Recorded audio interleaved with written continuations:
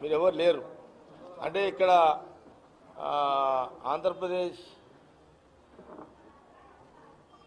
కాంగ్రెస్ రత్నభవన్లో ఆంధ్ర భవన్ రత్నభవన్లో ఉన్న మీడియా ప్రతినిధులు హరి ఎప్పుడును మీరు మీ పెద్ద మనిషి మీరు హరి మీరు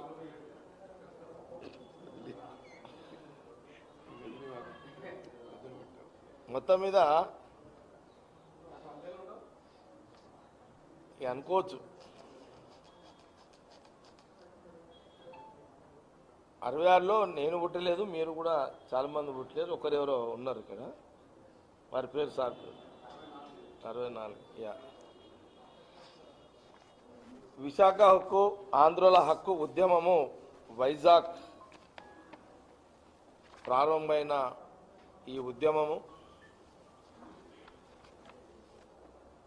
వైజాగ్లో స్టీల్ ప్లాంట్ పెట్టాలని ఆ రోజు విశాఖ హక్కు ఆంధ్రుల హక్కు అని మహా ఉద్యమం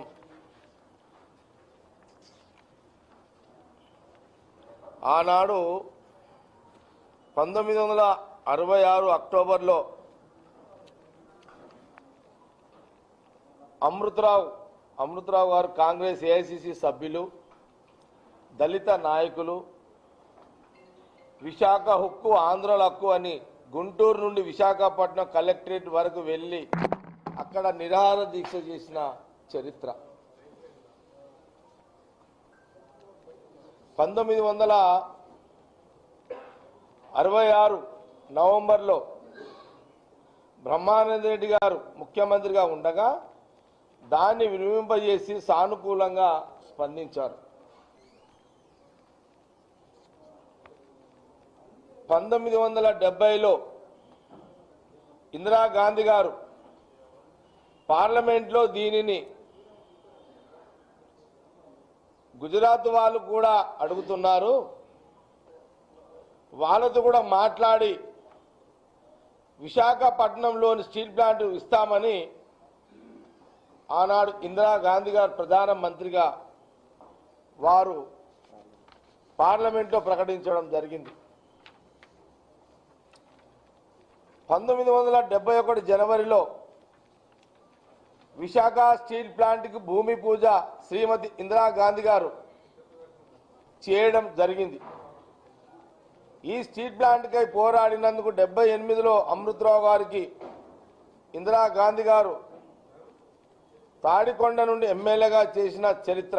72లో భూమి చేసినప్పుడు ఇందిరాగాంధీ గారి వయసు 52 సంవత్సరాలు. అదే సమయంలో ఇందిరాగాంధీ గారి కృషి గుర్తుగా ప్రజలు 52 అడుగుల ఎత్తులో పైలాన్ కట్టించడం జరిగింది.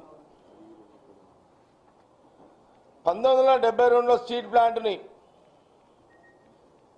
కాంగ్రెస్ హయాంలో దళిత వారిగా దశల వారీగా పూర్తి చేసి జాతికి అంకితం చేశారు.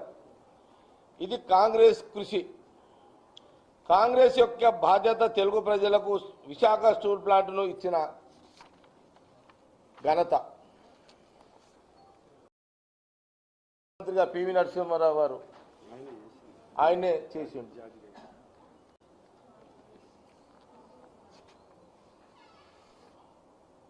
ఆ రోజు స్టీల్ ప్లాంట్ని ఇందిరాగాంధీ గారు ప్రకటించిన తర్వాత, స్టీల్ ప్లాంట్ మొదలైన తర్వాత స్టీల్ ప్లాంట్కి సంబంధించి యొక్క ప్రభుత్వ పరంగా ఖర్చు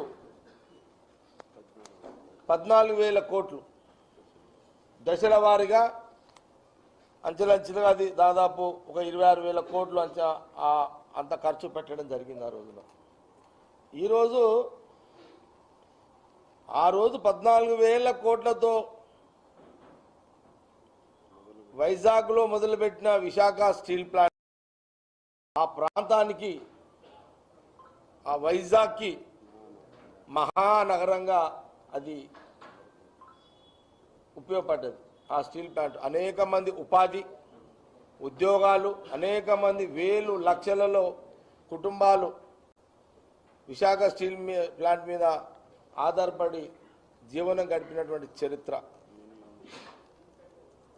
అసలు విశాఖ హక్కు ఆంధ్రుల హక్కు అని ఆ రోజు కాంగ్రెస్ నాయకులు కాంగ్రెస్ ప్రభుత్వాలు తీసుకున్న దాని తర్వాత మధ్యలో అనేక ఉద్యమాలు జరిగిన అనేక మంది రాజకీయ నాయకులు